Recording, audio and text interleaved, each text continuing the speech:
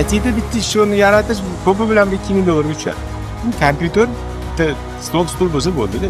Asosiysi bolani o'qitish kerak. Yapon tili, kars tili, mana ingliz tili va mana shu 3 ta tilga agar o'qitadigan bo'lsak, biza kompaniya olib kelib berishdan hech qanaqa muammo yo'q. Kompaniya keladi, bu yerda ish o'rni yaratadi. Bironta bizani aqlli, bilimli bolalarimiz chet elga qiynalib ketib, bu yerda ish qilib yurishga hojati yo'q. Hamma ishni biz masofadan O'zbekistonga olib kelishga imkoniyatimiz bor.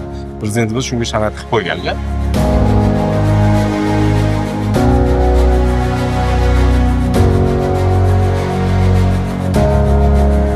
Samarqand viloyati IT ta'lim yo'nalishi bo'yicha har doim lider bo'lib kelgan. Qo'shrobod tumani yoshlariga shu joy buyursin, faqat yaxshiligiga xizmat qilsin. Biza hammamizni shu vazirlik tomonidan, bizning tashkilotlarimiz tomonidan shu yoshlarimiz yaxshi bilim olib, ertaga ishli bo'lishi uchun biz hammamiz harakat qilamiz, mehnat qilamiz.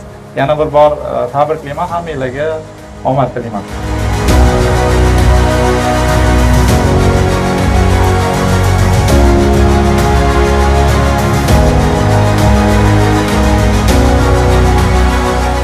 Bu loyihaning asosiy maqsadi chekka hududdagi yoshlarimizga ham raqam texnologiyalar bo'yicha bilimlantirish. Ularga ham Toshkent shahardagi yoki viloyat markazidagi eng yaxshi sharoitlarni yaratib berib, ularni bepul raqamli ko'nikmalarni va xorijiy til bo'yicha bilimlarni oshirish maqsad qo'yilgan.